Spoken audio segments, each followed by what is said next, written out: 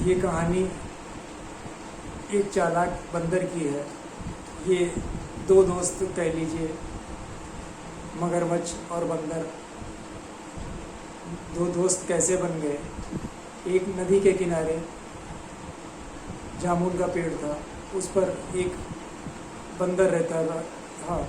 वो उछल कूद करके उसे जामुन को खाता था और अपने मित्र मगरमच्छ को खाने के लिए दे देता था। जामुन इतने मीठे होते थे कि मगरमच्छ बहुत खुश हो जाता था और वह कुछ जामुन बचा करके घर अपनी पत्नी मगरमच्छ के लिए लेकर जाता था। उसकी पत्नी मगरमच्छ जामुन मीठे खाकर बड़ी खुश होती थी। बहुत दिनों तक ये सब ऐसा क्रम चलता रहा। एक दिन मगरमच्छ की पत्नी के मन में को विचार आया कि जो बंदर इतने मीठे जामुन खाता है तो उसका कलेजा कितना मीठा होगा। ये बात उसने पति मगरमच्छ को बताई। वो मगरमच्छ उसकी बातों में आ गया और वो नदी के किनारे आया और बंदर से कहने लगा, तुम रोज़ मुझे अपने मीठे जामुन खिलाते हो। मेरी पत्नी बहुत प्रसन्न होती है, वो तुम्हें इसका धन्यवाद कहना चाहती है। बंदर मित्रता थी, उसने सोचा मगरमच्छ उसको अपने घर बुलाने के लिए कह रहा है तो वो उसके साथ चला गया।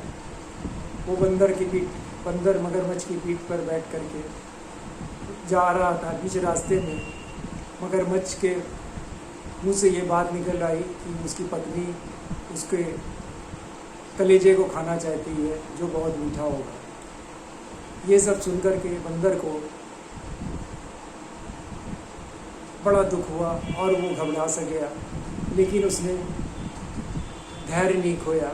उसने अपनी बुद्धि लगाई और उसने उसको समझाया कि अरे तुमने मुझे पहले क्यों नहीं बताया? मैं पेड़ पर इतना उछलता कूदता हूँ, दिल तो मैं अपना वहीं पेड़ के एक कोने में रखा आया हूँ।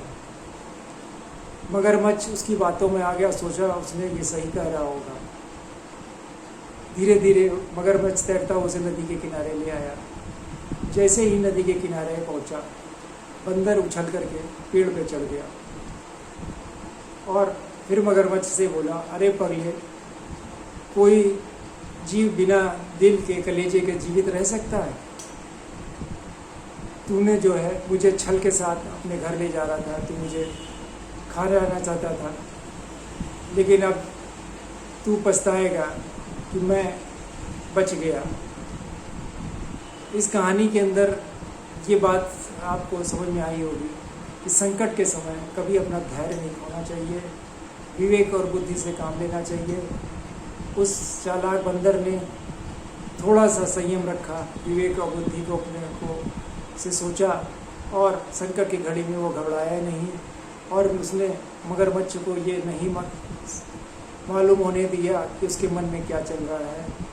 ये कहानी बड़ी प्रेरक है और कि संकट के समय इंसान को अपने विवेक बुद्धि से काम लेना चाहिए, धैर्य नहीं खोना चाहिए।